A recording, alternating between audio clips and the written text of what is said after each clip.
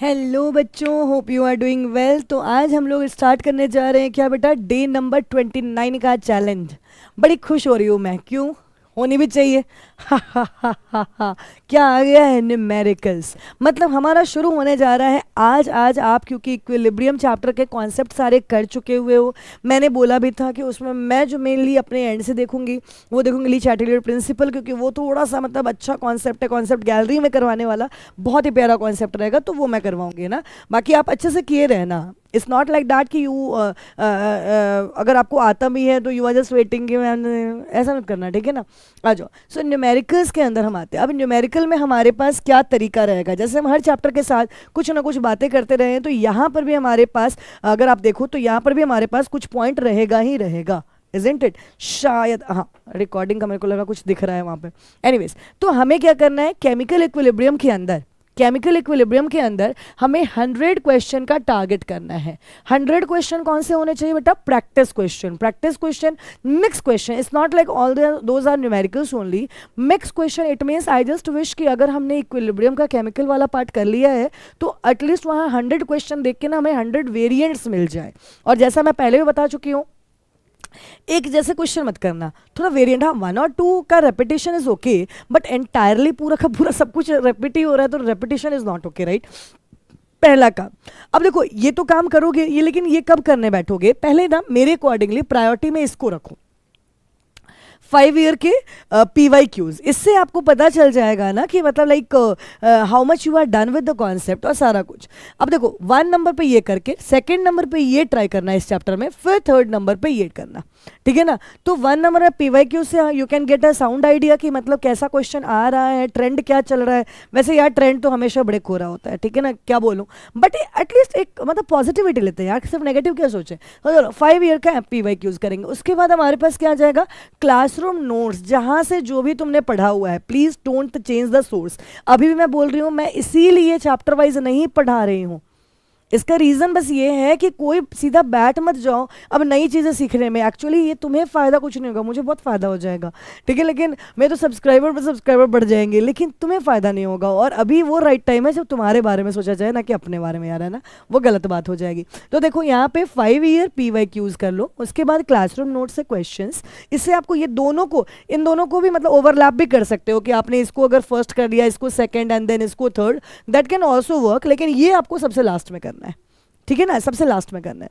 अब कहाँ से क्वेश्चंस जो होंगे थियोरेटिकल तो आप समझ ही गए, ली चैटेलियर के अच्छे क्वेश्चंस आते हैं, उसको थोड़ा अच्छे से कॉन्सेप्ट किए भी रहना, ताकि मैं आपको मेनली डे नंबर 30 को, ये हमारा डे नंबर 29 है आज, तो हम डे नंबर 30 में जब बैठेंगे ना, तो हम लोगों को यही काम करना है। इसी के आपको मैं ली चैटेलियर का कॉन्सेप्चुअल पार्ट कॉन्सेप्ट गैलरी में दूंगी, तो आप उसके लिए तैयार रहना। फिलहाल देख सकते हैं न्यूमेरिकल, इस पे आएगा, इस पर अभी वार्तालाप हमारा हो चुका हुआ है, तो इस पर ज़्यादा नहीं दिमाग लगाते हैं।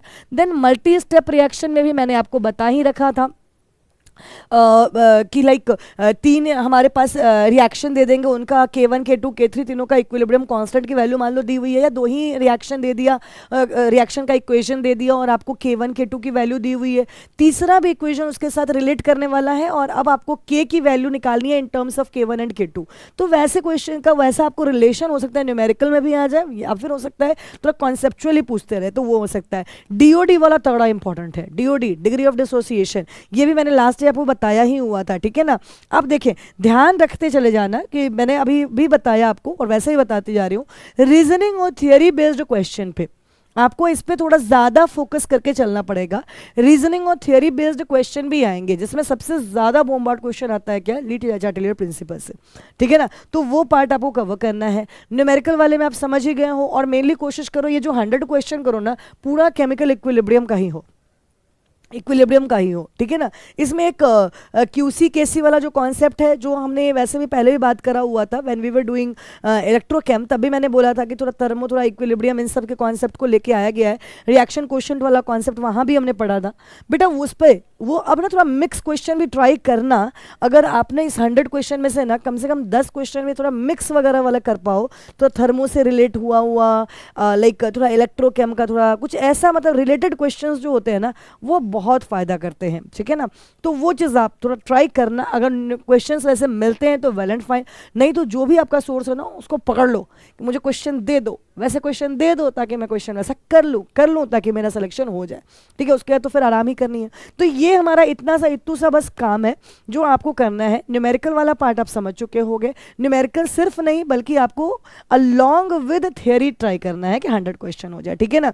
तो आज तो चाय कॉफ़ी के साथ मुझे देख ही रहे होगे और मेरी वार्तालाप खत्म हो गई है, इसलिए क्योंकि काम आपका ज़्यादा शुरू होने वाला है आज के लिए। 100 क्वेश्चन क्या सोचते हो इतना आसान है? इट्स नॉट लाइक हवा, ठीक है ना, इतना आसान नहीं है। मतलब आप कर रहे हैं तो अच्छे से करना भी पड़ेगा, ये चीज़ आप ध्यान देते चले जाइए, ठीक है ना।